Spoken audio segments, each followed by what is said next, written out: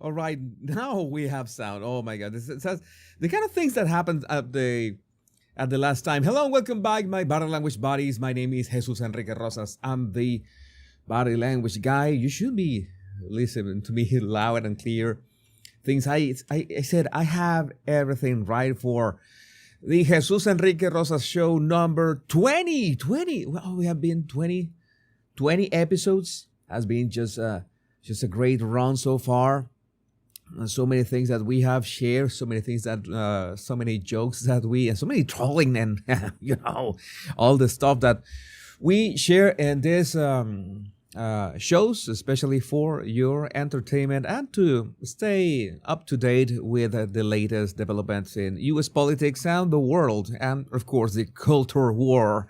I've been working to make this maybe visually more appealing. A couple of things that I want to talk about maybe at the end of the show. But let's get started. Let's get started already with one of the main topics of today. You know that as a child of the 80s, it was always the dilemma of who would win in a fight, hand-to-hand combat between Sylvester Stallone and Arnold Schwarzenegger. It was so easy to imagine that. Even I might have written some fan fiction back then. I love Arnie's movies.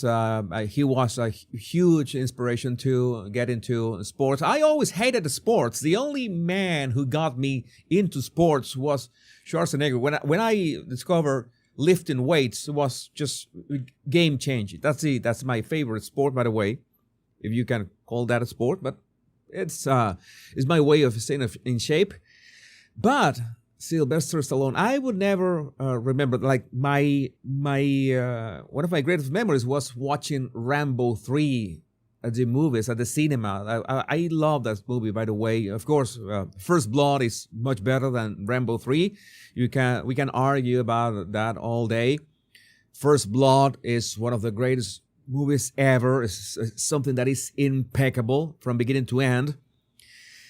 But we have to settle this, and it has been already settled down. The Stallone versus Schwarzenegger question has been settled. Sylvester Stallone fans react as Rocky star emerges as big Trump supporter. And you already know that Arnold Schwarzenegger endorsed Kamala Harris before the election. So maybe you can even say, oh, but Stallone is doing this after the elections. Why didn't he do it before the elections?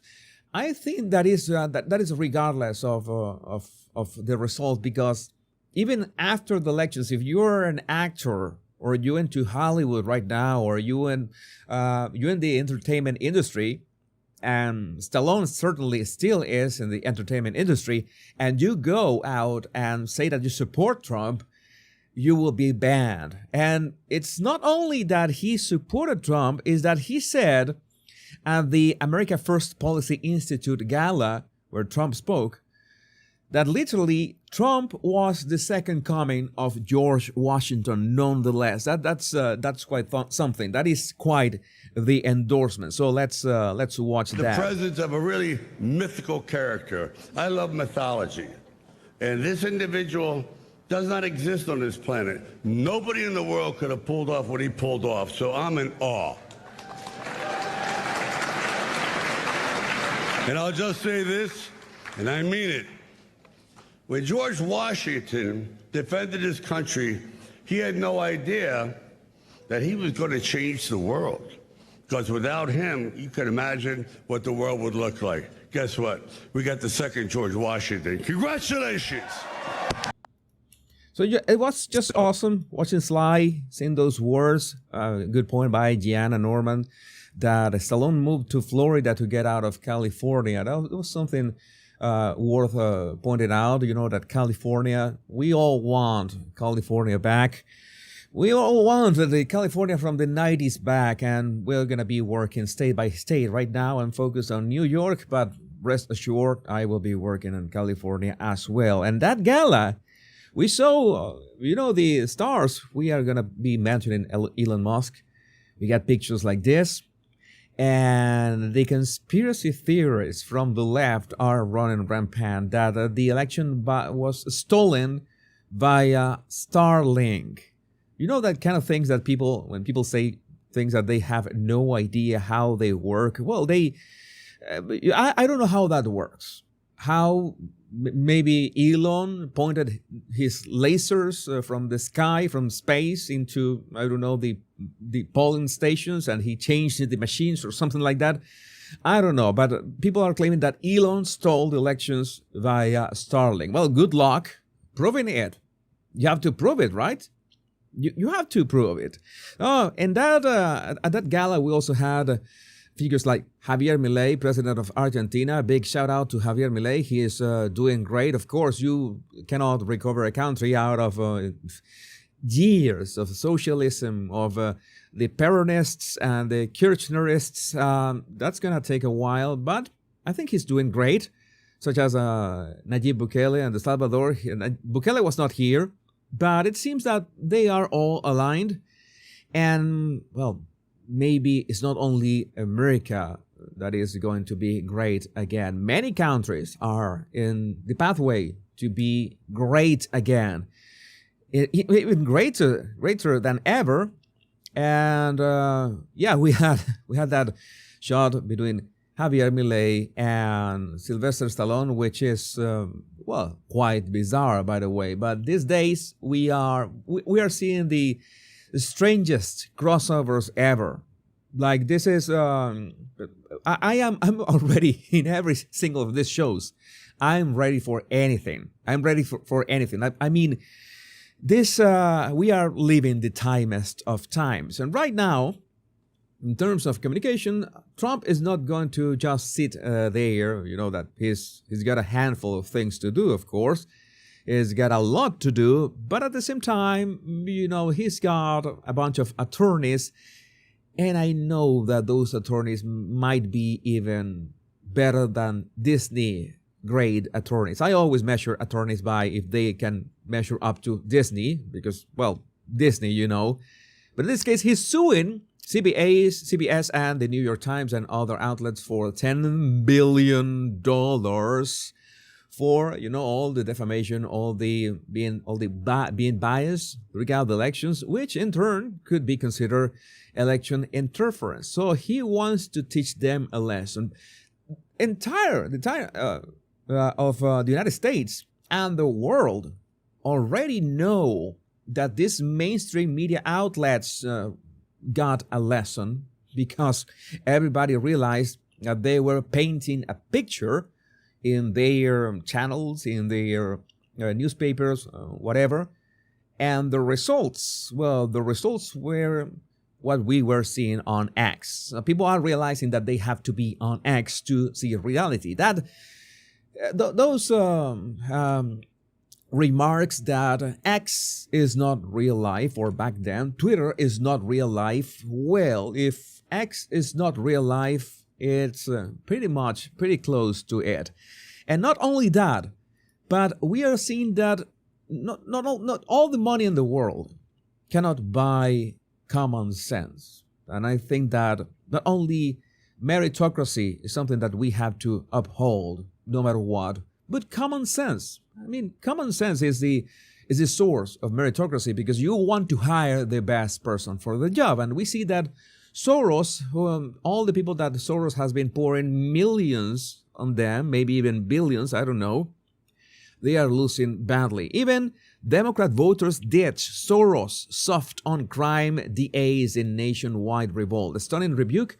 Progressive district attorneys lost 13, good number, of last week's top 25 races, even if deep blue strongholds. In LA, George Gascon lost by 23 points despite Harris winning the county by 30. I'm telling you, we can win California back. We can get California back. People are getting tired of all this narrative, all this rhetoric, and I'm completely sure, I'm 100% sure that at this point, Democrats created this monster of identity politics, of DEI, and they brainwash so many people that they simply cannot take that back.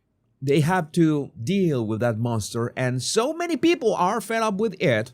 So many people are fed up with it that they're going to be eaten by votes, by legal means, by no insurrections, by no uprisings. No, people in the ballots will vote with their votes, with their feet, with their money, with everything to get DEI destroyed off the face of the earth. Not only in the United States, but all the world. And this is our crusade. San Francisco's tough on crime DA crushed her progressive opponent 2-1. California's Prop 36, restoring tough penalties for drugs and theft, passed with historic 70% support. People are fed up of crime, of being soft on crime. Oh, poor these people that they need another chance. No, they go to jail. You go to jail. The voter revolt crossed party lines. More than half of Harris voters backed tougher crime measures, rejecting policies championed by Soros-funded prosecutors. The shift is dramatic. Of roughly 75 Soros-linked DAs, district attorneys, identified in 2022, over 30, almost half of them, have left office, and 20 have been replaced by traditional prosecutors from Virginia to Florida. The world is healing, one district attorney at a time, from America to all the rest of the world. And we need to remember there's two clips. I'm going to show you two clips from Donald Trump, and this is what it's all about. I want to ask you a question because I cannot be. Go ahead, let's go. You're a billionaire, awesome guy. Why don't you just go to an island? I get that question so much. It's true. They say, why do you do this? You know why? Because I love our country and I want to make America great again. Okay. I just love our country. And we still have tremendous hope and tremendous potential. I want to make America great again. It's more important. And I know people have talked to you about whether or not you want to run. Would you ever? Probably not. But I do get tired of seeing what's happening with this country. And if it got so bad, I would never want to rule it out totally, because I really am tired of seeing what's happening with this country, how we're really making other people live like kings. And yeah, this is the idea behind not only Donald Trump wanting to make America great again, making to change the country for the better, but every single one of us, no matter where you are, you think that you maybe I have this platform. This platform is growing just because of you. I'm really grateful because of that, and I have a responsibility. I think that I want to change the world for the better, and I'm not gonna lie. I'm having a lot of fun with this. With this show, I'm having a lot of fun. There's more things that I want to do. By the way, I was thinking of maybe doing 2 shows, maybe a day. 2 shows a day. You know that I'm crazy, right?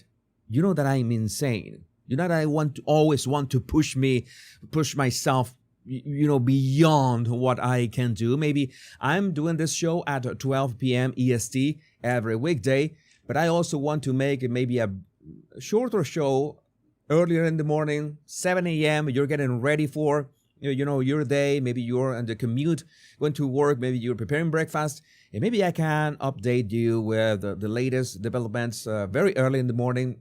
It's just juggling an idea. I want to do so many things. I feel goosebumps of this. 2 shows because, well, it's so exciting being here. It is a dream come true. I love just having an opinion. Oh, you think that you think you can speak about every topic. What was the thing that he is like an everythingist. He believes that he knows about everything. No, that there are many topics that I don't know about, but I try to learn, and as I learn about that topic, I just share my insights. I share my ignorance with you, and I'm really willing to just see your feedback. When will Jesus sleep? I'm sleeping better right now. I'm sleeping better, believe it or not, Jenny.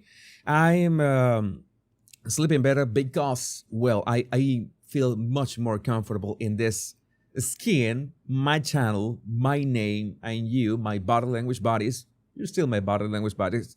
We will still be talking about body language, but not about this. We need to, now that we are talking about the insanity of the world, I feel the responsibility of reminding you the level of insanity that we're saving the world from.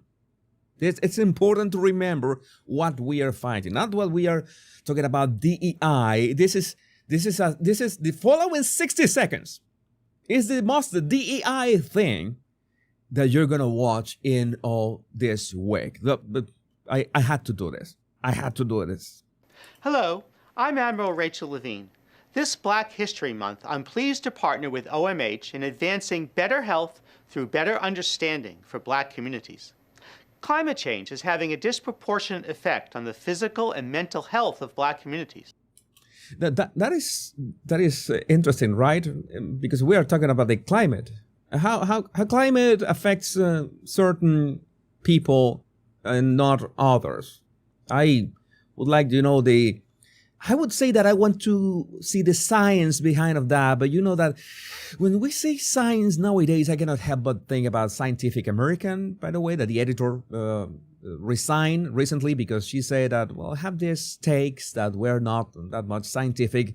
And we have I loved Isaac Asimov and Carl Sagan, and right now we have to settle with Temu equivalents like Neil deGrasse Tyson. So it's a bad time for science if you follow the mainstream media. They are brilliant people on YouTube that you can follow. I'm not going to mention right now any of them. I'm going to mention one that I always found interesting. Is Veritasium. I don't remember the name of the guy.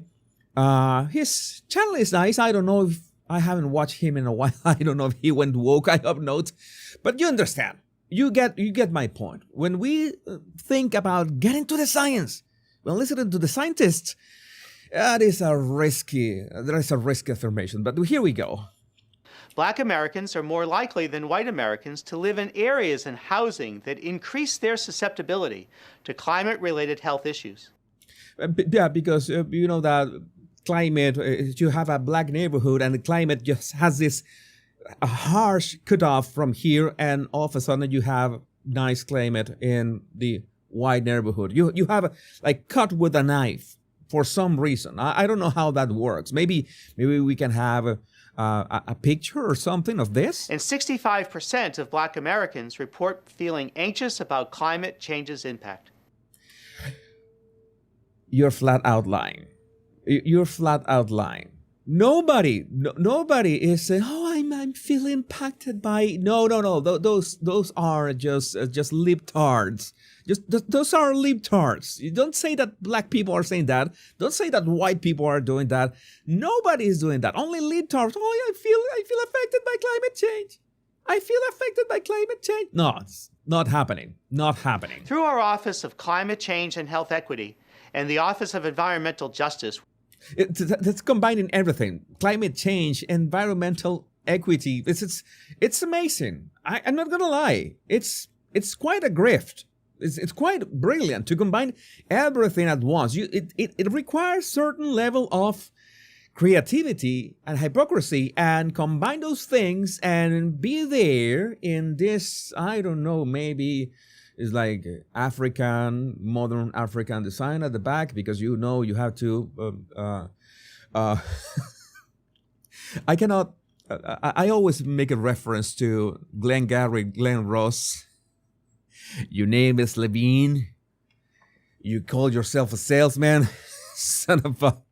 All right, okay, enough with pop culture. That's how my mind works. Yes, I told you I can be quite hectic, but this is how I deal. This is how I keep saying watching this, because it's not only watching this right now with you, it's preparing the show beforehand, stumbling upon this on my timeline, saying, okay, this would be a good way to torture my audience, making sure that it has the right sound, listening through it, seeing that it is indeed insane, and then watching it again with you. It takes some toll to my neurons. I still have millions of neurons left. I think I can sacrifice a bunch of them for you. We're working with providers and community leaders to identify innovative approaches that empower communities to address the health consequences linked to climate change. Visit hhs.gov for more I will not. information and tune in next Thursday to hear from another HHS leader. Oh, we have a brand new HHS leader, and we're about to talk about him in today's show. But before, we have a couple things we need to address in this crusade, in this journey that I have picked. Because, well, I could be right now painting, drawing portraits of tourists and Montmartre, which was, not gonna lie, this was an actual dream that I had when I was, bohemian hippie, like 30 years ago. I want to be a Montmartre, just drawing people's portraits. No, I had to pick the content creator side quest because, well, you know how I am. And I have to deal with comments like this. I stopped following you months ago when I found out you were a right-wing bigot. Oh, right. And here you are replying to my posts. Is my Latino accent, my Hispanic accent, irresistible. I understand. That's why Sofia Vergara, she forces her accent. She knows. Sofia is Colombian. She used to speak English with not that much accent, but for Modern Family, she went all in, and it has worked like a charm.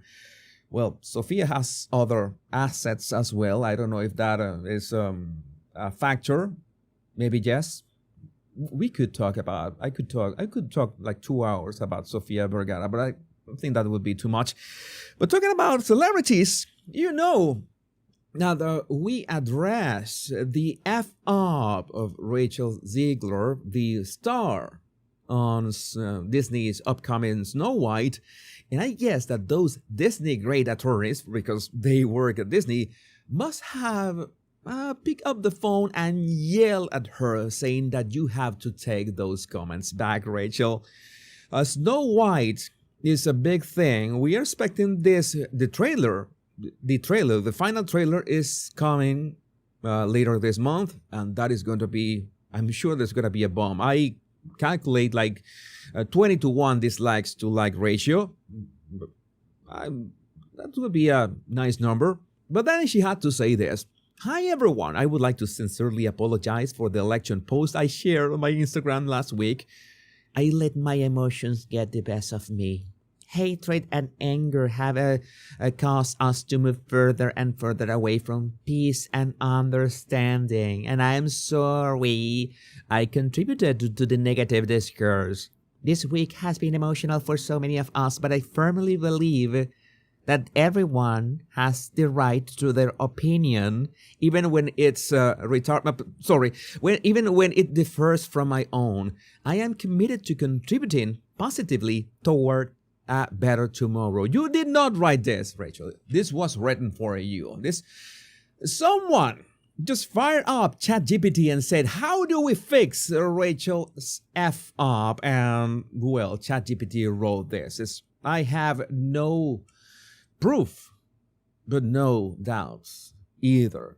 No proof, but no doubts either. And you know that it's something that I try to make sense of those things that now that we were talking about climate change.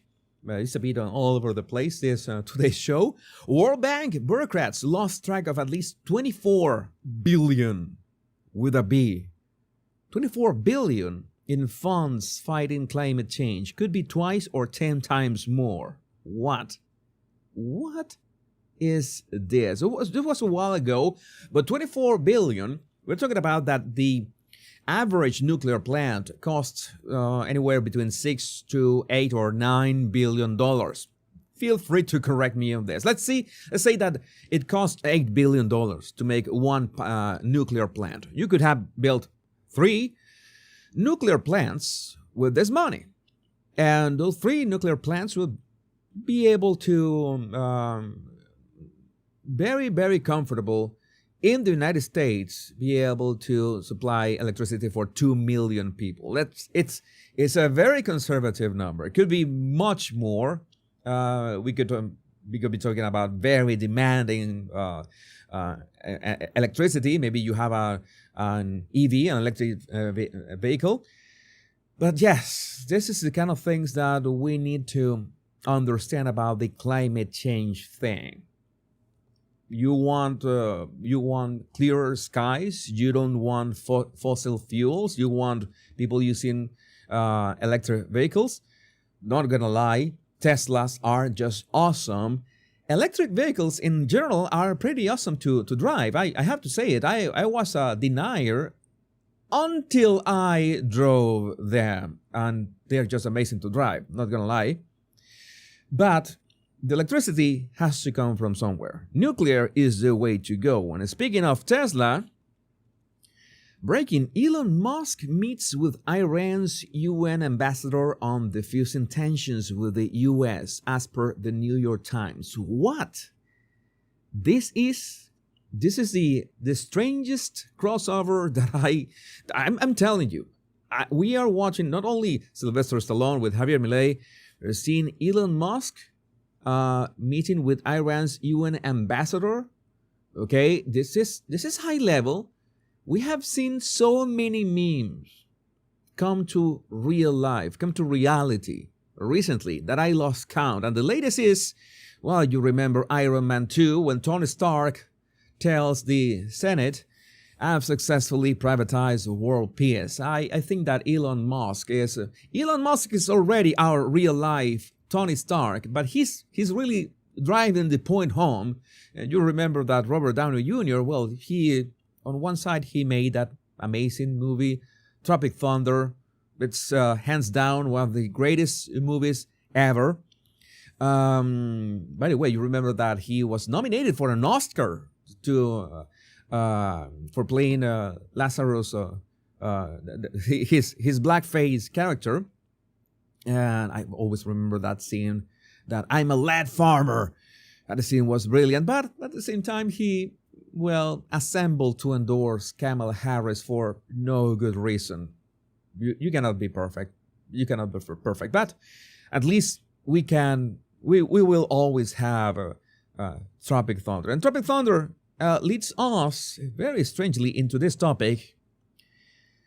In the border, we have to talk about Tom Homan again, because, well, he has been interviewed everywhere, and every time he speaks, I like the guy even more. This time was an interview with Donald Trump Jr. on his Rumble channel, and orders are Tom Homan saying Trump will treat the cartels like ISIS, will wipe them off the face of the earth, and that is just music to my ears. Like the cartels are like a Fortune 500 company. The Sinaloa cartels, they're in over 40 countries on the globe. Not only are they smuggling record amount of narcotics in the United States, they are now in every major city of the United States, taking over the distribution within the United States. And at the RNC, during my speech at the RNC, I echoed what President Trump has told me, that he will designate them terrorist organizations. Yeah, that's the way that you can literally use all the firepower that you need to, well, essentially not have to brush them off afterwards. You just have to, well, let the wind do its thing. Because they have killed more, the criminal cartels of Mexico have killed more Americans than every terrorist organization in the world combined. Take the 9/11 times that by 100. Right, so President Trump says he's going to designate a terrorist organization and wipe them off the face of the earth, because Mexico's not going to do it. Mexico's been dealing with this for 30 years. And I hate to say it, but it's just a fact. Much of the Mexican military, much of the Mexican government, they're corrupt. We know that. That's why even when I was ICE director, I vetted units, and we bet these guys ourselves that we work with down there. We didn't even tell them everything. Yeah, I don't know if you watch Sicario. Sicario is one of my favorite movies ever. Of course, it's fiction, but it's based on what you could be seeing at the border, which is a real carnage out there.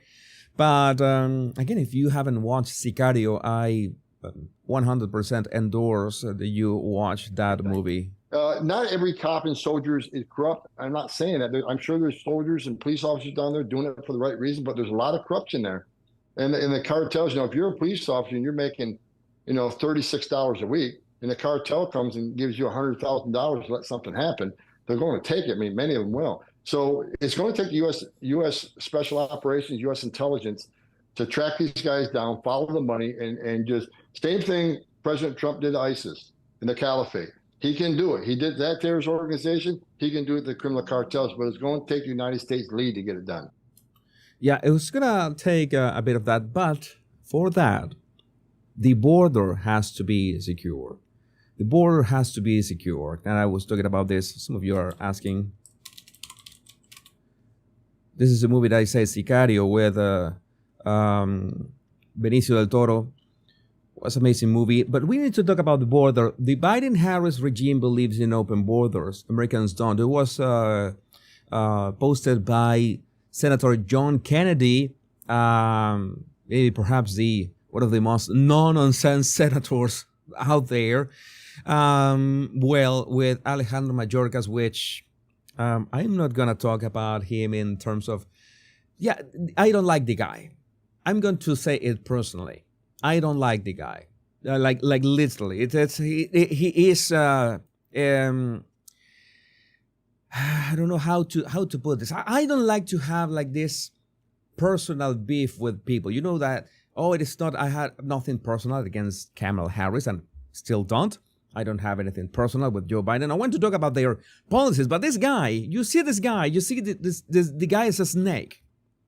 You see the guy, you know that he's a snake. It's only the way that he talks, not to mention his actions. We are into major sociopath territory. I looked last night at President Biden's platform when he ran for president. He supported amnesty for the 11.7 million people in our country illegally. He promised he would end the Remain in Mexico program. He promised he would end the safe third country agreements. He promised he would get rid of the border wall. He promised to encourage sanctuary cities. And he said, I'm not going to deport people. Can we agree that you don't have to be Mensa material to understand that's an open border policy? You don't have to be Mensa material. You don't have to be a genius. You can just be I don't know, room temperature IQ to understand this. It's not complicated. Senator, a few of your recitations, if I may respectfully submit, were not accurate portrayals of the president's policy. He did not. I looked up his platform last night. It's right there. I mean, here's what I believe on immigration. Senator, again, I would respectfully disagree with your characterization. You see, look at what he said.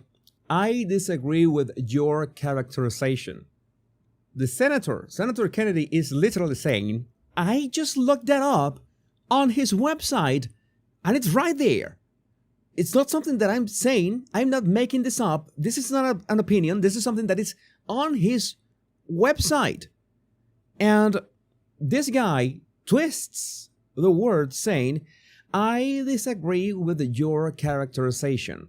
He is implying that this is an opinion or a characterization or an idea that Senator Kennedy is trying to push onto people and onto him, which is false. This is the reason why if I ever get in any of these hearings or something like that, if I have to, maybe I could have the opportunity to counsel or assess somebody who's going to be on these hearings, I would advise them to have this huge cardboard printouts of Biden, in this case, Biden's website, so you can just show it and to have like a physical. I know it sounds stupid.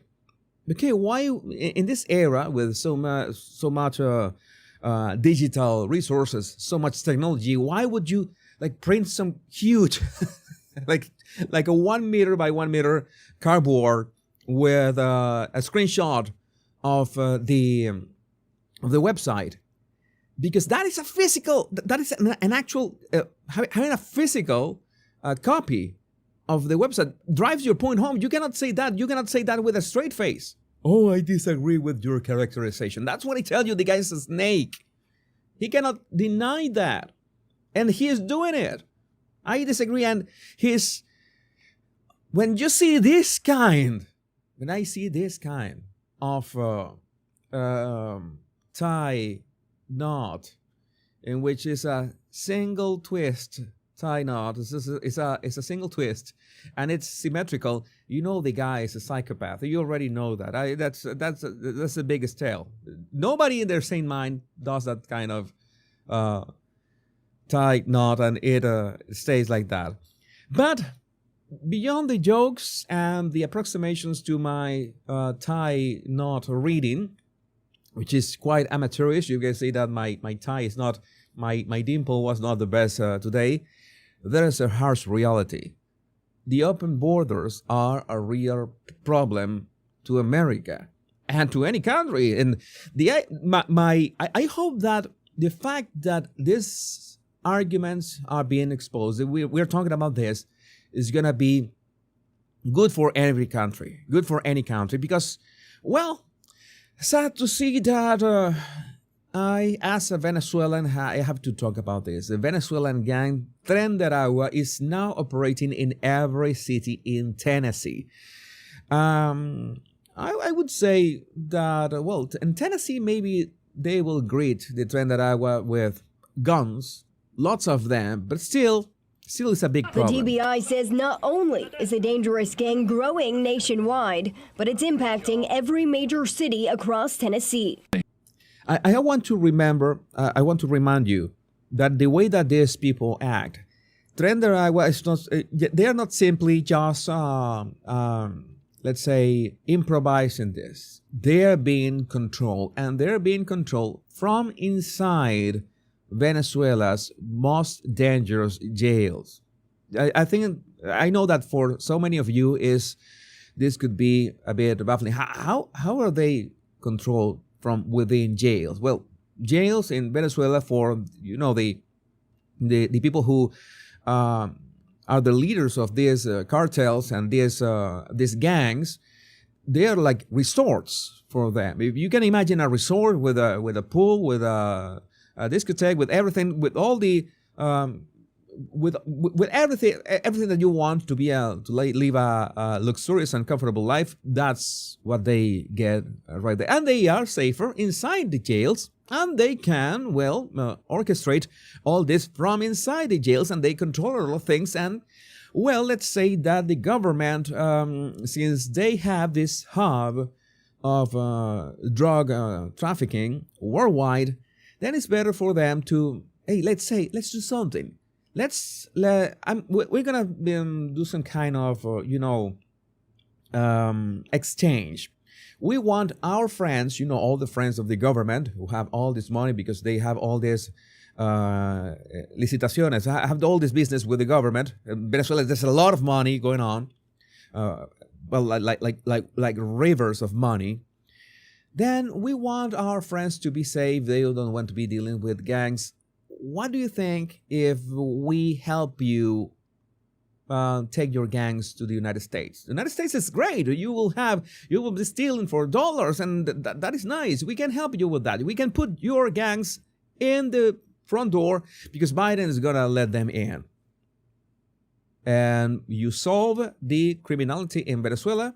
The criminality rate is it goes lower. It's lower in Venezuela, and these gangs now can operate in the United States in exchange for that. It's a nice exchange. It's a win-win for them and lose-lose for everyone else. So that's why I really wish that they get deported, if not neutralized. And when I neutralize, is that I imply that they will not be participating of the oxygen of the world. I'm not making myself that clear, but I don't want to call for open.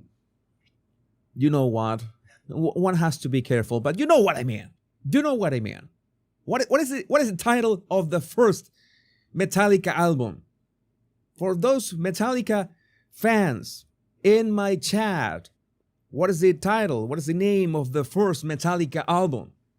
What is the title of the first Metallica album? I'm going to make that reference. I'm sure that I'm going to make that reference over and over again.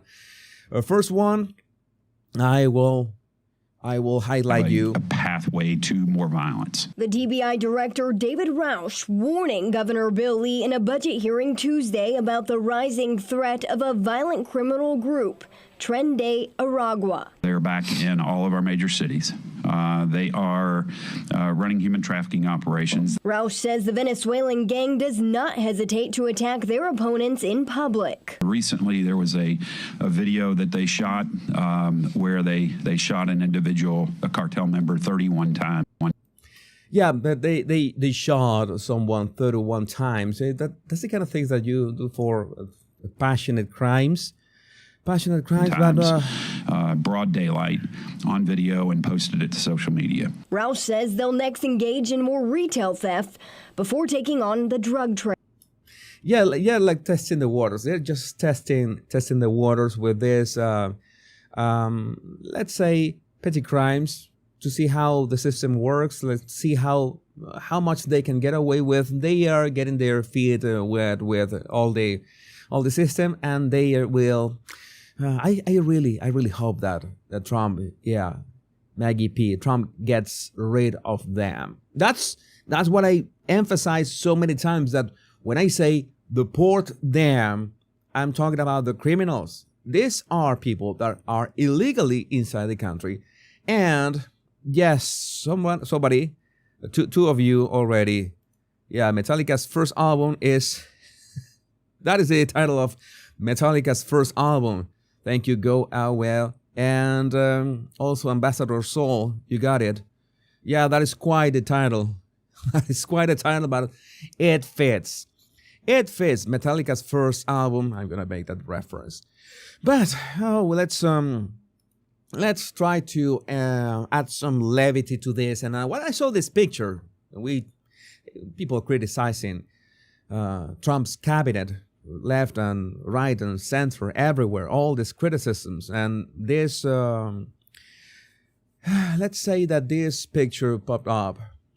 I would say that the Mortal Kombat selection screen after going full DEI. Yeah, that's not a game, but we could talk about how DEI and woke stuff has infiltrated video games as well. You might remember that video games, or maybe you might not be aware that video games is an industry which has more value than music and movies and a couple other industries combined.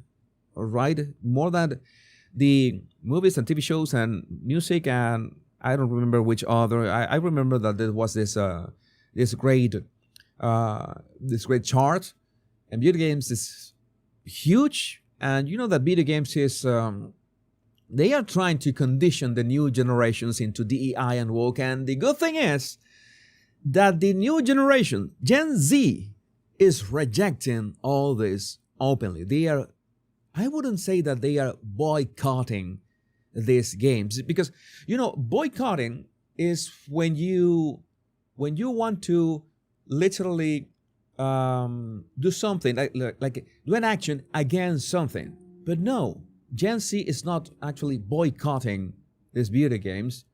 They are just not buying them.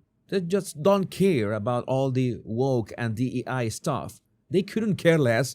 And these industries, these companies are losing millions, and they're losing hundreds of millions. And I hope that they lose billions. And they are run to the ground until they realize that, no, you will not be able to hook people into that. You will not be able to hook people into that. But people are complaining. And, the meltdown when RFK Jr. was announced was, out of this world. As of this show, the recording of this show, the post from real Donald Trump on X has more than 100 million views. Let that sink in. 100 million views. That is insane. I am thrilled to announce Robert F. Kennedy Jr. as United States Secretary of Health and Human Services, For too long, Americans have been crushed by the industrial food complex and drug companies who have engaged in deception, misinformation, and disinformation when it comes to public health. The safety and health of all Americans is the most important role of any administration, and the HHS will play a big role in helping ensure that everybody will be protected from harmful chemicals, pollutants, pesticides, pharmaceutical products, and food additives that have contributed to the overwhelming health crisis in this country. Mr. Kennedy will restore this agency to the traditions of gold standard scientific research and beacons of transparency to end the chronic disease epidemic and to make America great and healthy again. This is important. It's an important distinction to make. Of course, memes did not wait. Gator Gar, I woke up in the middle of the night to grab a snack, and as I turned around holding a bag of Doritos, RFK Jr. was standing behind me in the dark looking like this. Yeah, this is a recurring meme. I also got I saw a great meme of this in Venezuelan Spanish, and we also have a video. It was really funny. It was exactly that. Lady grabs a Coca-Cola, and she sees the picture of RFK and the phrase and say, "Okay, great. I go for for bottled water. Happy now? Yeah, this is what we should do." I'm telling you, I'm trying to test it myself. I'm someone who deals a lot with emotional eating. I'm still dealing with that. Something that I love food. I shouldn't love food that much, but something that maybe it's not gonna be a tiny picture. Maybe I could, make this huge print out of RFK over all my fridge, and that could help. And to understand the scope of this, Mike Vance brings us some hard numbers. I don't think folks outside government have an idea of how big a deal this is. HHS has the single largest budget of any department in the entire federal government. Even more money than the Pentagon. $2 trillion a year. $2 trillion a year now under RFK's top dog accountability. Wow, this is just baffling. Budget of the U.S. government for the fiscal year of 2025 by agency. And RFK is going to be in command of nearly $2 trillion. $2 trillion. What the F? Department of the Treasury has a 1.5. Department of Social Security has 1.5. Department of Defense has 900. Department of Veteran Affairs 300, and so on. This is something that it's mind-boggling. Mind-boggling. Some of you are making jokes about vaccines in the comments. This is something that people have to understand. It's not that RFK is against vaccines. He is pro having all the studies to make sure that vaccines are safe. He has said this like 1,000 times. He is not against vaccines. He wants to put all those vaccines to the test to make sure that they are safe. And of course, if they are secondary effects, then the people are well aware of them, because that's how you make a choice. That's how you make a decision if you want your child to for these vaccines. Especially, for example, it's when I say hepatitis B vaccine is great, okay, but I don't think that a newborn needs a hepatitis B vaccine. I don't know. I would like to understand the rationale behind that. So like why? Why would that be? So maybe the vaccine is okay, but administering it just as you are born, like minutes after you are born, that's not something that it should be done. So we need the tests. We need to make sure that all this works as expected.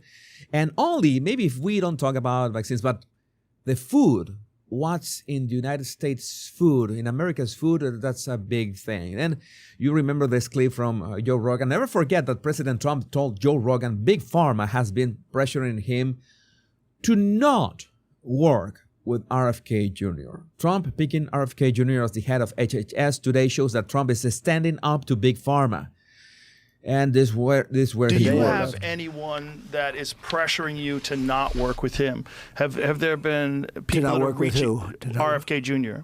Yes. Yes, I would imagine, because I would financially say, he could put a dent. I would say that, and I noticed that when he was answering this question, he was looking away. It's like, he was maybe not afraid to say this, but he knew he was going to reveal something that was going to have ripples, huge ripples, because you know how huge is Big Pharma and Big Food. Only one of those would be scrambling to do something, to do anything, so that RFK Jr. was not the head of the HHS, which back then, at this moment of this Joe Rogan podcast, they would have been pressuring Trump front and center, but he... I think in many ways they've done a good job. In many ways they've done a bad job. But I would say that the Big Pharma wasn't thrilled when they heard that, I have a relation. I've actually always gotten along very well with him. I've known him a long. Yeah, he has his reservations saying this. He acknowledges we need to address this on a case-by-case basis. I'm telling you, this is something that is a good heuristic to live by. It's like Big Pharma is in, let's say, if we do the equation, they are evil in many ways. There's a huge conflict of interest from the way that they have these ads on TV to push for drugs. And, the huge stake they had during the pandemic, all the billions that they made. There's a huge conflict of interest pushing this for, as much profit as possible. But it's undeniable that we need to understand that and acknowledge that many things. I always, you know that I'm going to mention antibiotics, right? When I talk about civilization, what is one of the greatest signs of civilization? Antibiotics is the first thing, besides, of course, coffee. Coffee, antibiotics. I would say the fire, discovering fire, the wheel, antibiotics, coffee, and maybe the internet. But antibiotics, big thing. And they're still trying to find, I don't know if they have already found the sixth type of antibiotic. You know that there are 5 of them, and they were trying to find a sixth one. The problem is that they're scrambling to find a 6th one because, the bacteria are growing stronger and immune to the first 5 kind of antibiotics. So, oh my God, I better not talk about, because that is a bit depressing. We're talking about the super bacteria. And, the reactions to RFK Jr. being named the head of the HHS did not wait either. Elizabeth Warren, we're going to have many takes from shady Pocahontas in this show, it seems. So she's going to be a regular appearance on the Jesus Enrique Rosa show, because it's so fun to quote her. RFK Jr. poses a danger to public health, scientific research, medicine, and healthcare coverage for millions. He wants to stop parents from protecting their babies from measles, and his ideas would become the return of polio. I have a lot of questions for his Senate hearing. Yeah, and those Senate hearings, I should do huge live streams for those. Because why not? We are here to do things, and I would quote. I'm going to quote first. I'm gonna jump ahead of myself. I'm going to quote one video of with Tucker Carlson of RFK Jr. so you can understand why he's doing this. there's so many things that we can quote RFK Jr., but I think this video was very good. And then we're going to watch the CNN In one. 1960, do we know? In 1960, the autism rate, it was somewhere between 1 in 1,500 and 1 in 10,000. Today, it's 1 in every 34 kids, according to the CDC. These kids should be healthy. These kids should be our highest performing kids. And they instead have this extraordinary disability that's going to keep them dependent. If you're full-blown autism, nonverbal, non-toilet trained, head banging, stimming, toe walking, these are kids that will never throw a baseball, will never graduate high school, they'll never go out and take a girl on a date. They'll never use the toilet alone. They'll never write a play. They'll never write a poem. They'll never vote. Never have children. Never pay taxes. So that just seems like such an emergency. And for me, like, if I could save one of these kids, it would be worth giving my life for it. I'm 70 years old. To save one kid at birth, it would be worth dying for. Yeah, this is what he's standing for. And I agree with him, especially when we're talking about children. And children are being attacked literally from every single front. They're being attacked with untested chemicals, not only in drugs, but also in food. They have been poisoned. They are literally being poisoned to the extent that so many things like depression, anxiety, ADHD, ADD is being literally created by the poison they are taking in, because it's profitable for both the, well, it is a huge grift that starts with the big food, in which big food poisons people, especially children, who are the most vulnerable to this. And then you have Big Pharma for the solution. Well, they will push these drugs to fix a problem that big food keeps producing, so you keep people in this constant state of sickness. And that's why you see teenagers with diabetes, type 2 diabetes, with high blood pressure, with all this stuff that used to appear only when you were like 70 or 80 years old. And it is really concerning. And so many people trying to downplay the fact that seed oils are a big problem with this. And what is most concerning to me is the amount of, there's a misconception about fats, in which all this research that was paid for in the 1950s to make it seem like animal fat was bad for you, that is much better if you eat vegetable oils or seed oils. And it's all the opposite, that the heart is damaged because of eating and eating food that has been cooked in seed oils, in vegetable oils. The truth is coming out, but still there is a huge chunk of the population. I would say that the majority of the population still believes the opposite. And that is a big problem. It's just something that many of us have addressed on X. X is this amazing discussion between perhaps the most brilliant minds in the world. And you can have all these opinions and measure those opinions and understand, of course, the logic behind that. And notice that it is undeniable. The numbers are undeniable, how the stats have changed once this seed oils, how McDonald's began frying the fries in seed oils, and the impact in people's health. Well, it has been a greatest hoax in human history. How to keep people more or less sick as long as we make all these profits. And still, you know that since that is the problem with Big Pharma and especially Big Pharma being able to pay for these ads in CNN, for example. If Big Pharma pays millions, maybe hundreds of millions in ads every year to outlets like CNN, it's this implicit contract, not signed contract, in which CNN is not going to attack Big Pharma. It's not going to investigate Big Pharma. It's not going to go hard on Big Pharma in any shape or form. Journalists, anybody, they will make sure to discredit anybody who goes out there and does the research and begins to ring the alarm. So that's why everybody is going insane with RFK Jr. and the HHS. And this, I think this is the best example that I could find of the reaction of what does it mean to all these grifters, all these billions that are at stake, and all the health of the American people, and especially the American children.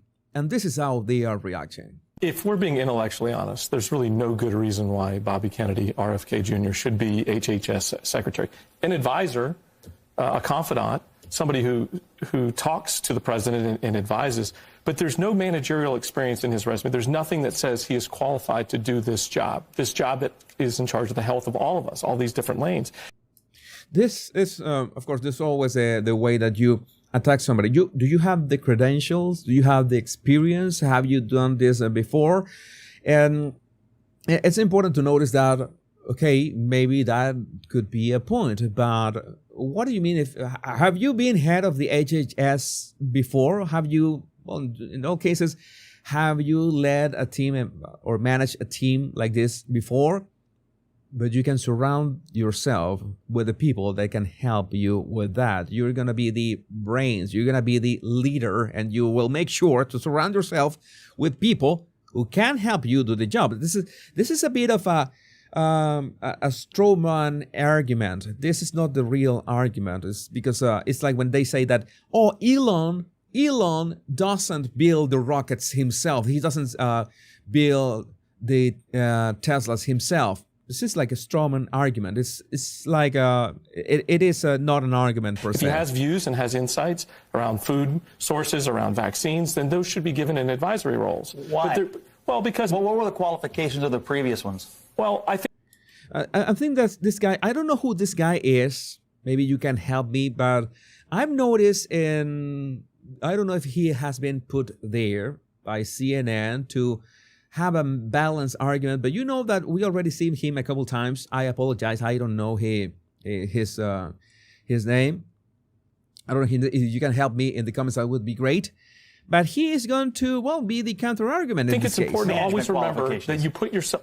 Say that again. What were the management qualifications? I mean, Xavier Becerra. I'm not talking about the previous. I'm looking forward. You see, the first Scott Jennings. Scott Jennings, his name. All right, Scott Jennings. I'm gonna write it down here just to be sure.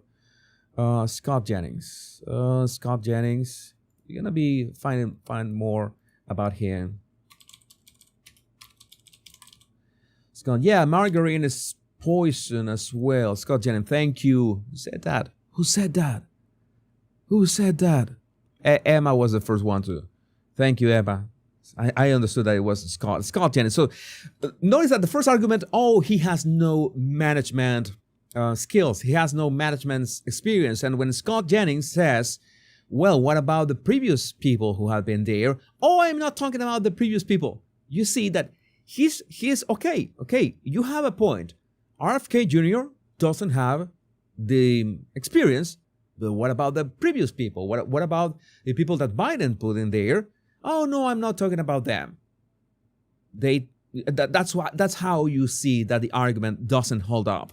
You're calling into question whether he could actually do this job, and I think it's absolutely. I think America is now, and I think it's important to discuss it because Xavier Becerra was just a lawyer and a politician with no management experience. So does two wrongs make a right? Sylvia Burwell was a Walmart lobbyist. Donna Shalala was a university person. Look, RFK Jr. Okay, so this guy has done his homework, has thoroughly done his homework. I hope that this is not rehearsed, but it looks quite spontaneous. This looks quite spontaneous, but maybe I don't know. I'm going to say my comments right now. Not going to say what I'm thinking. That I want to believe that this is a genuine argument and not was rehearsed. Because when you talk about CNN, well, maybe I'm going to give Scott Jennings the benefit of the doubt. Again, I don't know the guy. I don't know his track record. I'm going to find out more about him. That's why I tell you that I'm going to share my ignorance with you, so I cannot have an opinion right now. But I want to think that this was spontaneous. This is a nut. The fact. Okay. RFK Jr. is a nut. Just say that if it was a bad thing. Like Donald Trump is also, we could say no, he's not a nut. He knows what he's doing, but he likes to be controversial because sometimes you need to say things the way they are, and that's why people tell you, "Oh, you're nuts. You cannot say that." Well, guess what? I'm not only saying that, I'm going to act upon that. Okay, so that's different than what you just said. You just said he doesn't possess the requisite managerial experience, but then we get to the real issue here, which is you want to insult the man. You start with a straw man argument about the managerial experience, which all the other people before him doesn't have either, and then you resort to an ad hominem attack. The guy is nuts. You see, that happens when people have no argument. That's why I don't know if I would have the patience. Maybe at some point I will. Because you have helped me polish and hone my English skills in this way, and maybe at some point I could debate people this way. That would be fun. Which is your right to do because you opposed them in the election. But you, Doctor, are raising the issues that he has been raising, and I think they're appropriate questions to raise. I don't know whether he can be confirmed or not. The vaccine stuff at the table is obviously going to be the flashpoint of this hearing. Mm-hmm. But I'll tell you one thing. This whole issue of the CDC and these public health agencies, look, public trust in the health regime in this country is as low as it's ever been. But why? It's because of COVID. Right. Because of COVID. It's that simple. It's that simple. People don't trust the policies because everybody, so many people, I'm not going to say everybody, but so many people realize that the government, so many governments over the world, like they either didn't know what they were doing or they were just plain evil. We go back to the same dichotomy of always. Are you that stupid? Or are you that evil? I should have like two cards, or two big neon signs in which I press a button, stupid or evil. Pick are they stupid or evil? Or make a poll, maybe on a live poll, and that would be better. Yeah, because of COVID, we know that we cannot trust it. Oh, we are going to fully trust these people. I want to make it clear something. I think I have said this a couple times. I don't think that vaccine was actually necessary, in the sense that it was rushed. All right, it was rushed. The reason why people were dying because of COVID was not because of COVID itself, was because people were unhealthy in the first place, had this chronic inflammation. If you are suffer from being chronically inflamed, it has this inflammation. If you don't exercise, if you have clogged arteries, if you have all these issues because of the food, then you have a higher risk of dying because of anything. If people were, let's say, healthier, then nothing would happen. Sweden, remember Sweden? Sweden, anybody? Why everybody, when you say Sweden, everybody looks the other way. Do you think that in Sweden they eat healthier than in the United States? Yes. You think they are healthier in general? They practice more sports, they are more active, they walk more? Perhaps yes. Maybe they have less stress. Yes. Maybe you have all these markers. You have to look at the bigger picture. You have to think in a systemic way. You cannot look at things individually or separately. Oh, people are dying because of COVID. No, but they are not dying because of the disease itself, but because they are unhealthy per se, because all the things that you're stuffing on them with the food. And no, you cannot say that either, because you remember that you cannot attack Bigfoot, and you cannot go against the mass vaccination.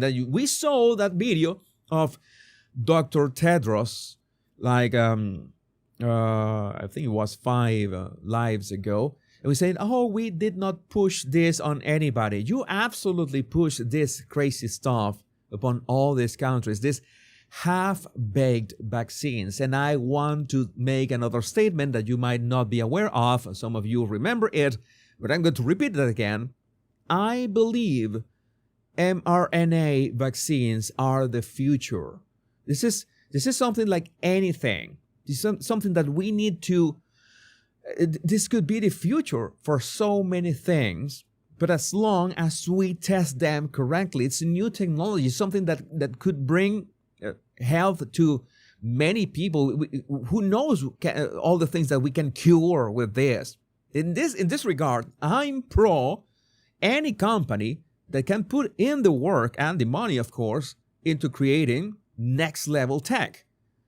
But at the same time, we see this conflict of interests when you have these psychopaths like Anthony Fauci, who pushes for gain of function research in all the world, in labs like Wuhan, outside the United States. Let's put that in there. You have an accidental leak of a very, very dangerous virus. Dangerous in the sense that it's totally new and nobody knew about that. And maybe, why people in China were dying? Have you seen the levels of pollution in China? Oh, and SARS-CoV-2 attacks the respiratory tract. Maybe people in China were dying not because of SARS-CoV-2, but because of the air that people were breathing in the first place.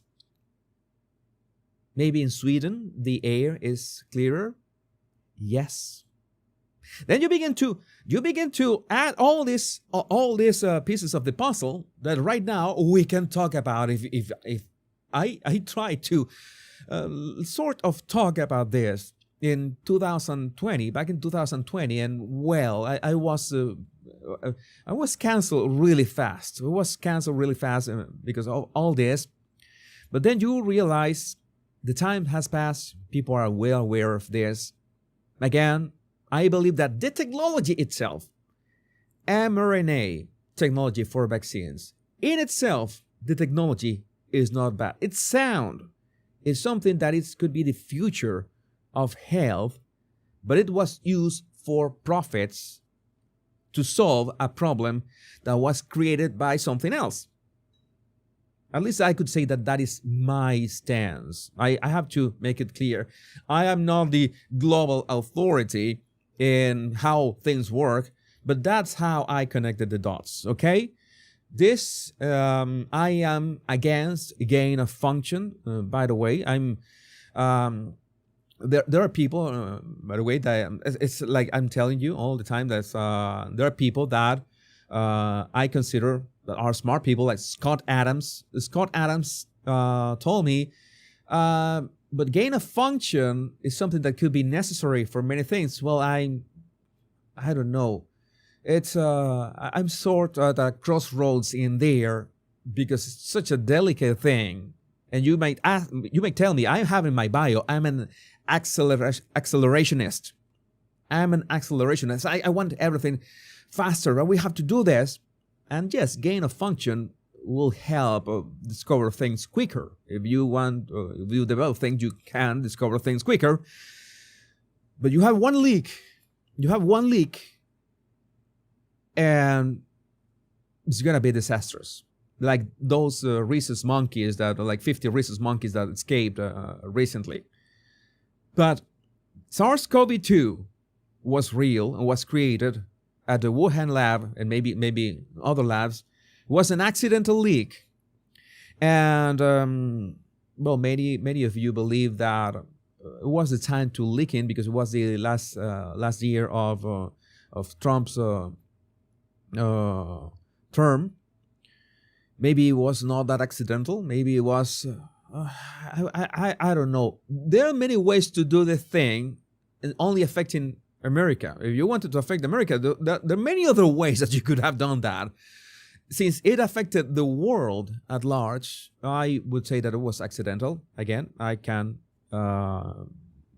listen to your opinion about this. But it was a non-existent problem. The real problem is the chronic inflammation of people, the hardened arteries of people, the lack of air quality in our cities, all the ways that we are poisoned by food and microplastics and all that stuff that is around us, and that to solve that is not easy, because we know that if anybody has ever tried to eat clean, organic, ecological, as they say in Europe, it's quite expensive. It's quite expensive to eat clean. But no, not everybody. If you are a family of 5, for example, it's quite expensive to be able to afford organic food, food that is actually clean. It's very hard. It's something that I think that RFK Jr. can do something about it, especially banning and make this outright banning things like tartrazine. We were talking about that the other day. So, again, I'm digressing a bit, but it's important to understand that when you look at the problems in the world, all these problems, all these issues are systems. It's not only one thing. It's not only, okay, there's SARS-CoV-2, there's the vaccines, and they exist in this vacuum and nothing else. No, it was quite more complex than that. It was way more complex than that. It's still waiting for Fauci to be in jail. I don't know how that guy is out there. I don't know. I cannot understand how he has not been prosecuted. Elon Musk has said many times that his pronouns are prosecute Fauci. So let's see after January 20th what happens. So let's continue this last part of this.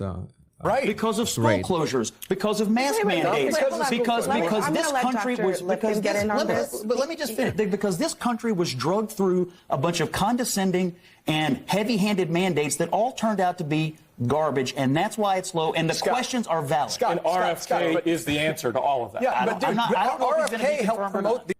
Yeah, it's like he's now mocking, say that. Oh, and then you're telling me that RFK is the solution to all of that. Again, he's making nobody's saying that.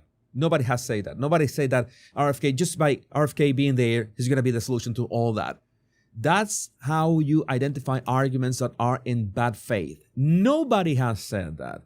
Nobody has said that. But the only one, or one of the few who was this high-profile politician who wanted to run on these issues, he was literally kicked out of his own party, the party of his family, a Kennedy. We're talking. This is a big thing in here. So it's big stuff. We're talking a really big stuff in this regard. The assault on the CDC that lowered the disinformation that led to more than a million deaths, Scott. More than 1 million deaths in the United States, higher than any other industrialized nation per capita. That's the result of failed policies, the demonization of the conspiracy theories. Whose policies? All right. Under the Trump. Okay, that's you have to ask. Okay, why did the United States had some more per capita deaths than any country? Want to make a guess? We already talk about that. We already know the answer to that. And yes, if you are unhealthy, if you are weak, if you are, let's say, poisoned and chronically poisoned by the food, it's no wonder that you will be, let's say, more vulnerable to these things. But maybe we could talk more about that next time. But right now, we need to address that the world is indeed healing. How do we know that the world is indeed healing? We saw that AOC removed the pronoun from her bio, and why this is relevant, I don't know, but it's interesting, right? Alexandria Ocasio-Cortez removed the she, her from her bio. That is interesting. Something is definitely happening. And Bennett's phylactery says, asking Trump guys for podcast Rex. I hope that AOC is watching my show. Hello, AOC. Hey, not a fan, but glad you're here. Either way. Suddenly, Nuance takes on consent. She's definitely pregnant. And we have this clip that you need to watch. Because no is not a final answer. We need to have the mentality that no means find another way. No means try again. No means look somewhere else. No does not mean stop trying. Okay, we could clip this out of context in so many ways that I cannot count. To be fair, I don't know what was she talking about, but if she's talking about the consent that we are thinking about, it would be a big trouble. But at the same time, if she's talking about, when you find these challenges in life, these obstacles, and you try to find another way, nice. But when you listen to her words, because no is not a final answer. It's not a final answer. Somebody answered no. You made a request and somebody said no. That is all right. That sounds like that sounds like a problem these days with consent. Are we going back to the 80s? Are we going back to the 80s? We need to have the mentality that no means find another way. Okay, let's do something. Let's do something very, very funny. Let's do something very funny. We're going to review AOC's words again, but you are going to imagine that instead of AOC, it is Andrew Tate, the one saying these words. Let's use our imagination. I know that you have a great imagination. I'm sure about that. And we're going to review these words and imagine that it's Andrew Tate, the one saying them. Let's see how it goes. Because no is not a final answer. We need to have the mentality that no means find another way. Okay, that would be pretty much Andrew Tate. His usual arguments. That's pretty much spot on. No means try again. No means look somewhere else. No does not mean stop trying. Yeah. Many men are going to get in trouble listening to AOC. Oh God! Are you baiting people? Are you baiting people? No, I don't understand this. But I don't think that was a nuanced take. But we also have this. I present to you AOC's analysis for Joyride. This is going to be tough. On why Trump's trans ad was so effective. Let's take a look at this. Let's take a look at this. All of this debate that people are talking about with this woke thing, right? Yeah. Oh my gosh. It's because we care about trans people, and that's why. And by the way, only Donald Trump cared about trans people because he was the one running $130 million worth of ads. The Harris campaign said nothing about this issue. The Harris campaign said nothing about this issue, perhaps because the Biden-Harris administration had already did so many things that they had acted upon that. To the point that, do you remember those remarks from Kamala that she said that inmates in prisons were going to have these gender reassignment surgeries paid by taxpayers, of course? And you remember that even Charlemagne the God said that, oh my God, he even had a reaction. He's still pro Kamala, and he had this reaction against that. Oh no, this can't be. I don't know. I wouldn't say, I couldn't affirm that Kamala did not run on that. I believe that I never saw a Kamala Harris ad that she openly talked about the trans. She always was talking about the opportunity economy, about the first-time home buyers, and the speed run to citizenship. I know that's not the word, but I'm a gamer, so be it. But no, she didn't talk about that, but she acted upon that. That was part of her policies as VP.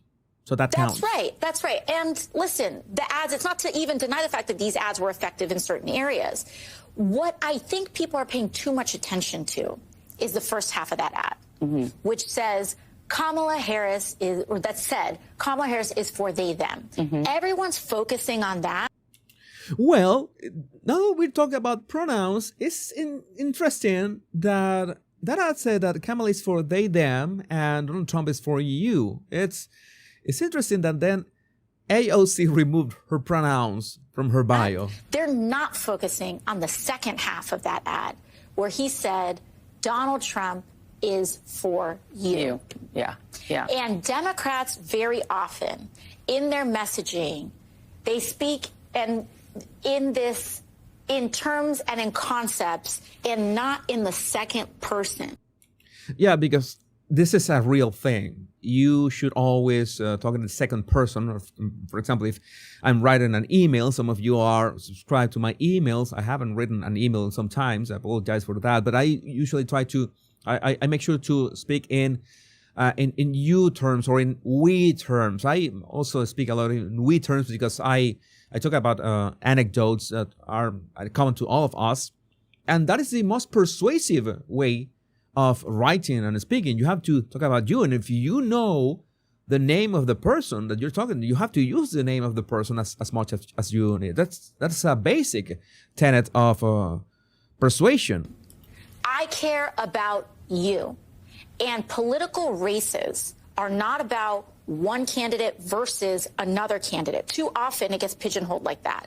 It is a race to convince a person about who cares about you more. This is, ladies and gentlemen, this is the benefit of hindsight.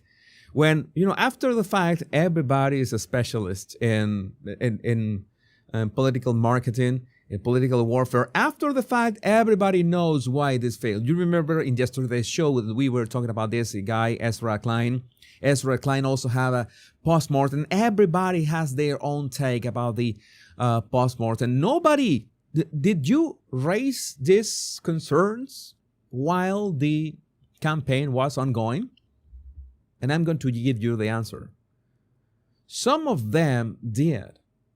Some of them raised their concerns. I'm not going to say AOC, but some YouTubers. I was doing some research. I noticed that some liberal YouTubers and some people on X as well raised concerns about the errors throughout during the Kamala Harris campaign. I did not say anything because, well, when your enemy or opponent is making a mistake, you don't interrupt them. In fact, that sometimes I even gave Kamala Harris some tips in my videos, but I knew that she was not going to listen anyway. It's like giving tips to Meghan Markle. It's useless, but it's for fun, entertainment purposes. But these people with hundreds of thousands of viewers, they had, let's say, common sense takes about the mistakes that the Kamala campaign was making. And what happened? You check their replies, and this was this shitstorm of liberals, of Kamala fans, of Democrats just destroying them. Oh, you became a MAGA cult. You became a Trumper. You are They could even raise their voice with a common sense take, because this is a problem when you brainwash your fan base. You turn your fan base into a monster. It's like in Fantasia, the movie with Mickey Mouse, that he becomes a wizard and he makes all these brooms do the work for him.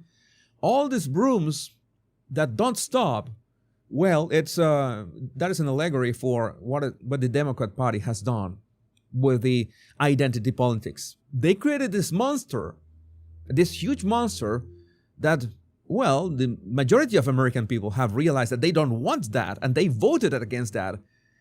And now the monster has to devour someone, and the monster is about to devour its creators. That's going to be great to watch. It's going to be great to watch. What else do we have here? Speaking of YouTubers, is this cool or what? Sorry, I have to. This Trump to give credentials to podcasters, YouTubers, and social media influencers as part of the White House briefing room. Okay, imagine Steve Bannon, Nelk Boyce, Joe Rogan, and Dan Bongino sitting on the front row, and Fox News, ABC, CNN sitting at the back. Can't wait. Do you know how can you support me to do this? Maybe I could be able to do this. All you have to do is to subscribe to my channel, subscribe to my YouTube channel, subscribe to my Rumble channel, follow me on X. It's that simple. Just vote subscribing to my channel. The more subscribers. I remember Rick Beato. Rick Beato is one of my favorite channels on YouTube. He talks about music. The guy is an encyclopedia of anecdotes of music. It's something amazing to watch. Big shout out to Rick Beato.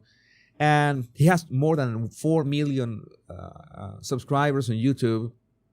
And he has a very good point. He says, I usually don't ask people to subscribe to my channel. He says that on some of his videos. I have heard that only once. But you understand that you want me to interview your favorite artists, and it's easier when I reach out to those artists or their agents in this case. If I say, oh, I have 3 or 4 million subscribers, it's easier for me to leverage and get that interview done. That is math. That is statistics. And if I have, I am not going to complain. I'm close to 700,000 subscribers now, which are every single one of you are beautiful, wonderful, and thank you for being here.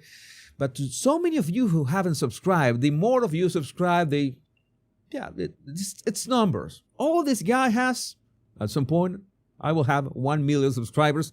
And I know that, okay, the guy has 1 million subscribers. Now we can talk. That's how it works. Rick Beato has a point. The more subscribers you have, the more leverage you have to, interview people. And I know that regardless that I do not consider myself an interviewer, 6 months ago, I wouldn't touch U.S. politics with a 10-foot pole, and here I am 6 months ago. So anything can change in a matter of months. All you have to do is subscribe, and I will begin to think that how do I press the buttons here and begin to see if I can interview people. I don't discard it. You never know, because we are the media, and the media has to. It's not only my takes, but maybe I can interview people for their takes. And since we are the media now, look at me. I am the media now. We have this. Jem Psaki whines about the misinformation that people get off social media. I guess that she means especially X, but whatever.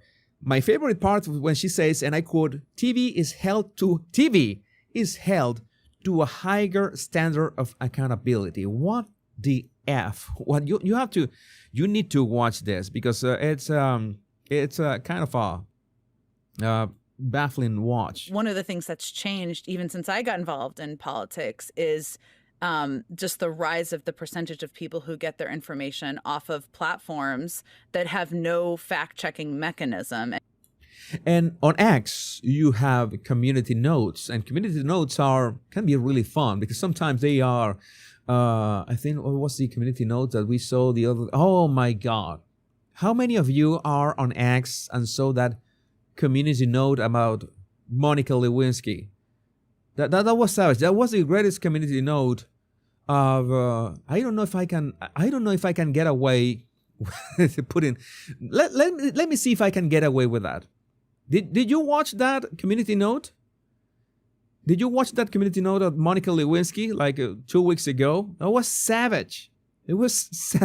Well, maybe I can show you that later, but it is let's say adult rated.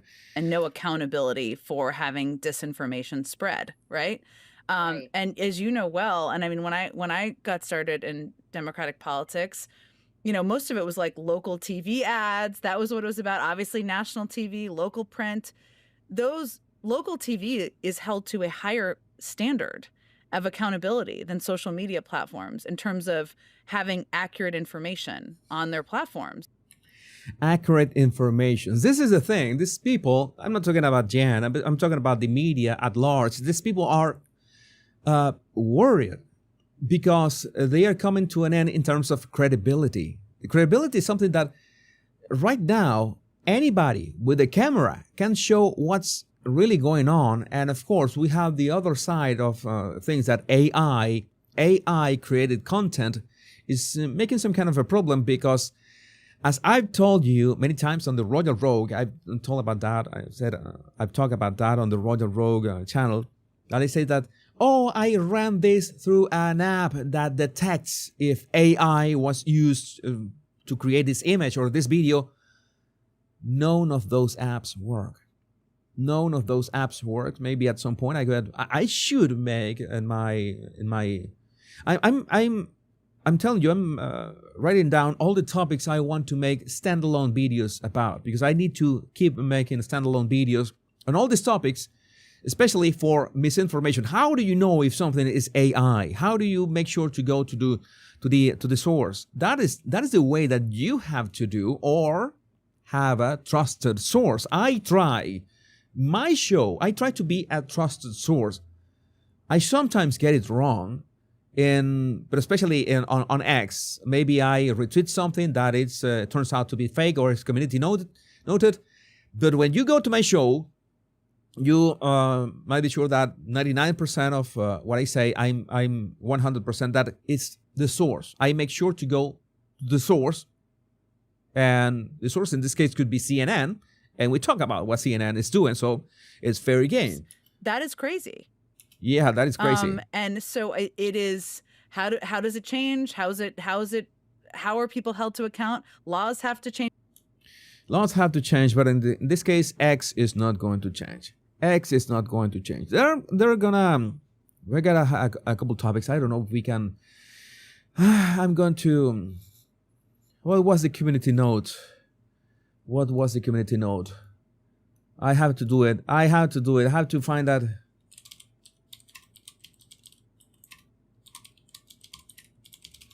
I'm gonna go for it. And let me see.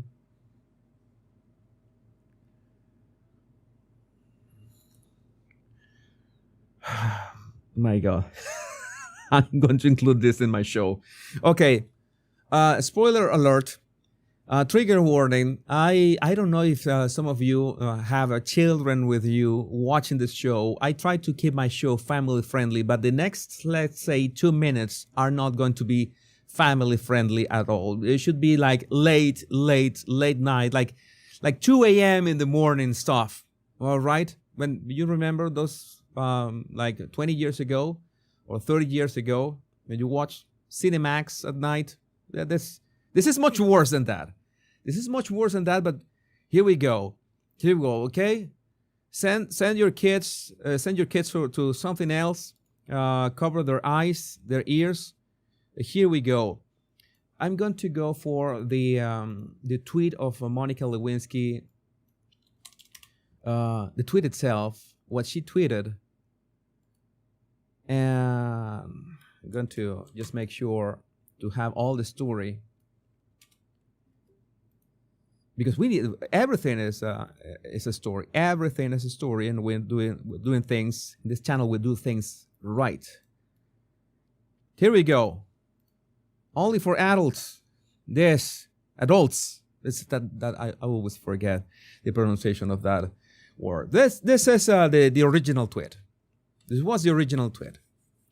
Monica Lewinsky tweeted, "Please vote," and 3 hearts, preferably like I did for Harris Walls. And well, she did the thing that she did the thing that makes my eyes bleed. Oh my God! Why does people? Maybe capital letters are racist or something, and then Sam wrote this, okay? Sam wrote this. Samantha SN1 wrote, Bill Clinton stuck cigars in her arse, jizzed on her, and made her sleep in a gimp box at the White House.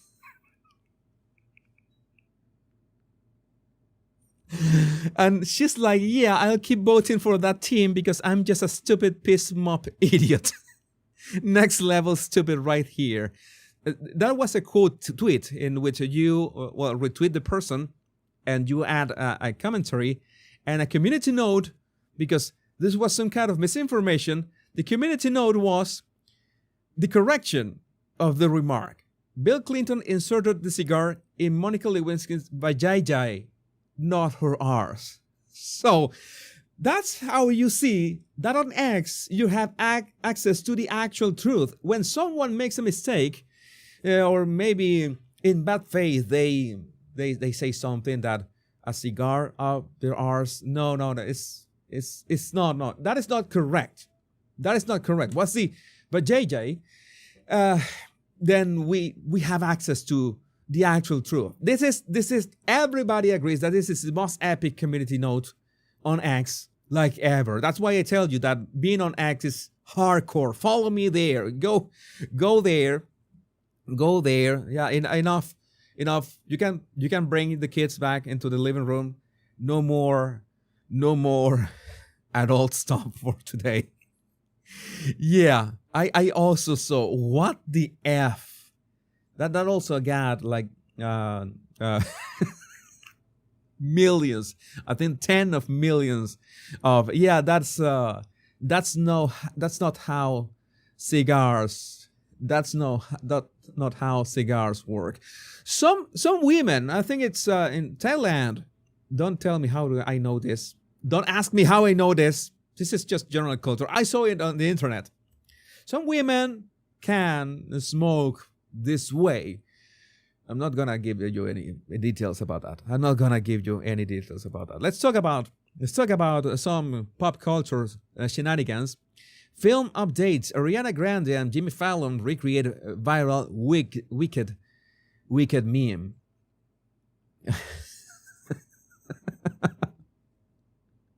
Yeah, I'm still seeing your comments. It's just amazing. This is the best. I'm gonna tell you, this is the best show on YouTube.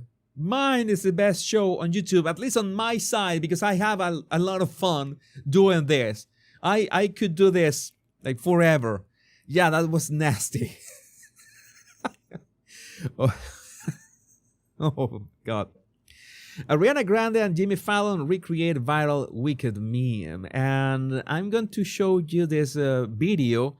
I don't know about the meme, but we need to talk about Ariana Grande, and not in a good way. Hold on! This is my favorite. Hold on! Her sister was a witch, right? And what was her sister? A princess! The Wicked Witch of the East, bro! I'm gonna stab him. You're gonna look at me and you're gonna tell me that I'm wrong? Am I wrong? It's my favorite. She wore a crown and she came down in a bubble, dog. I'm not fighting with you. Grow up, I'm not fighting with you.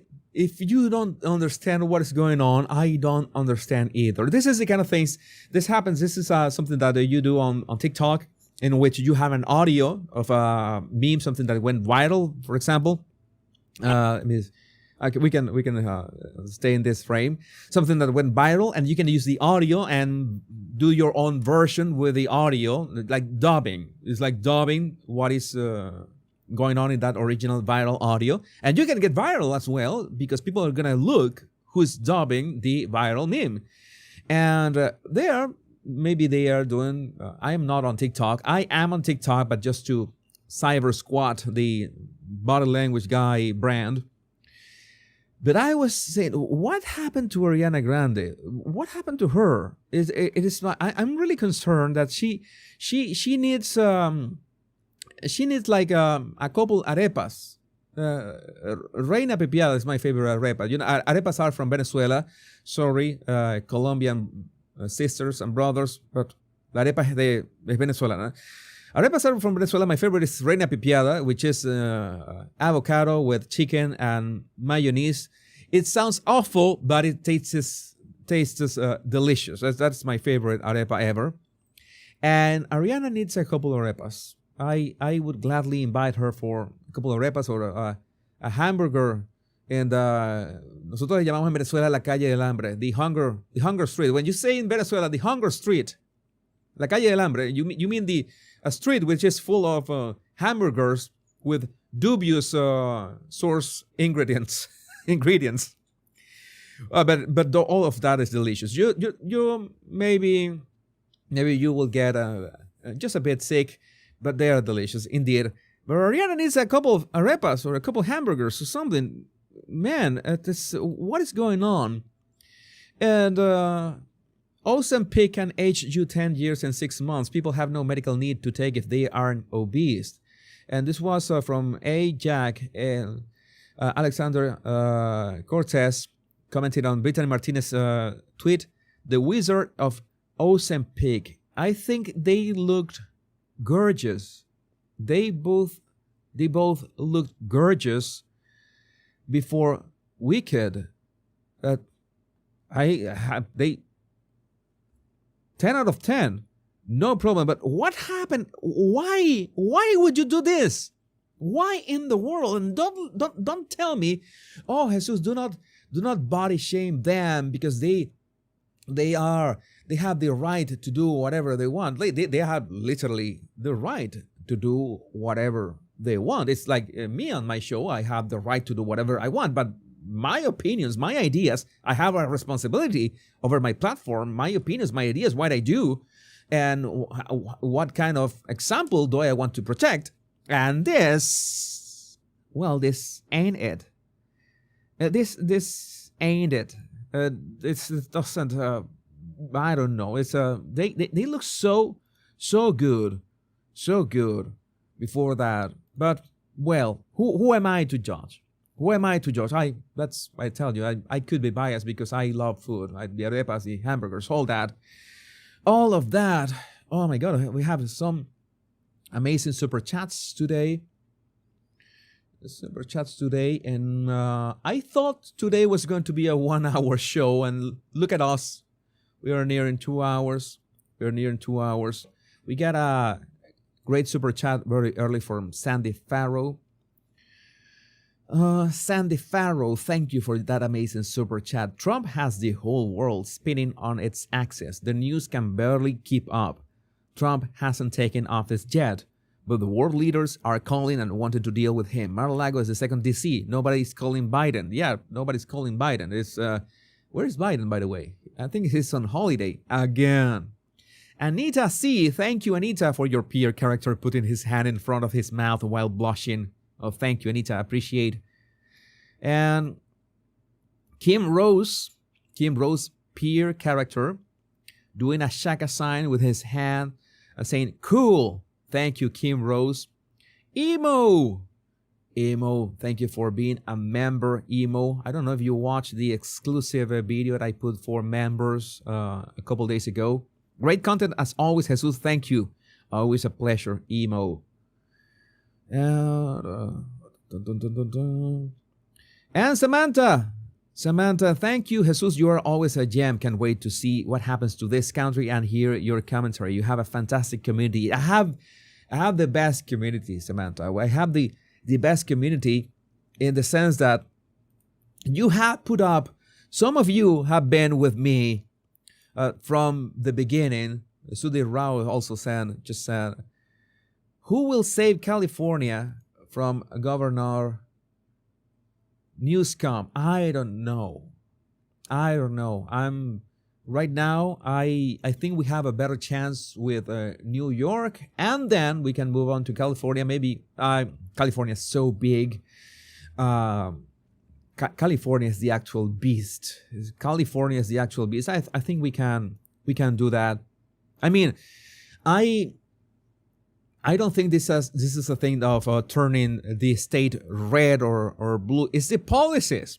If the blue policies are insane, we have to terminate the insanity. We have to bring not only the United States, not only New York, not only in California, not only the United States, the world Imagine a sane world. Imagine a common sense world. I can imagine that. We could write a song, the new Imagine song, but no, not sang by celebrities, please. No, please, God, no. We don't need Imagine sang by celebrities, please. No. I would cancel that as fast. But yes, I think that we could do a lot, especially we can have fun while doing that. Again, there's a lot I want to do with this channel. I haven't done what I said. It is cutting and editing the topics and just releasing them as standalone videos.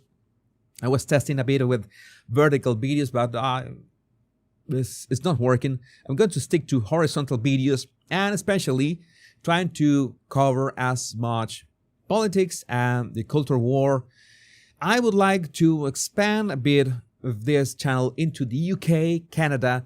But look at this. I thought that I have just a little content, and we're about to reach 2 hours today. I would not have any problems with 3 hours, but 3 hours every day, I think it's a bit excessive. Maybe at some point, the idea could be maybe 2 shows of 1 hour and a bit more, 1 hour, 20 minutes every day. I don't know. I will be testing. You know that I love to make tests to bring you the best content ever.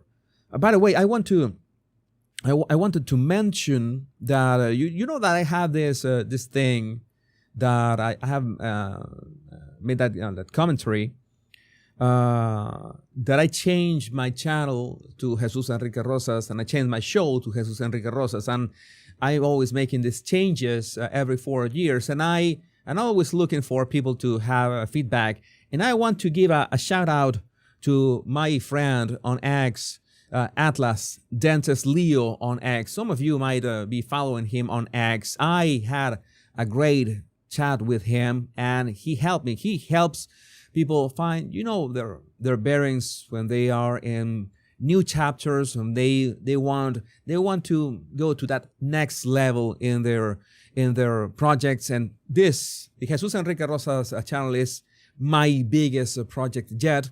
So I got a nice chat with him, and maybe he can help you as well. So check out his bio on X and check out his email as well, and maybe he can help you as well. So right, let me see any of your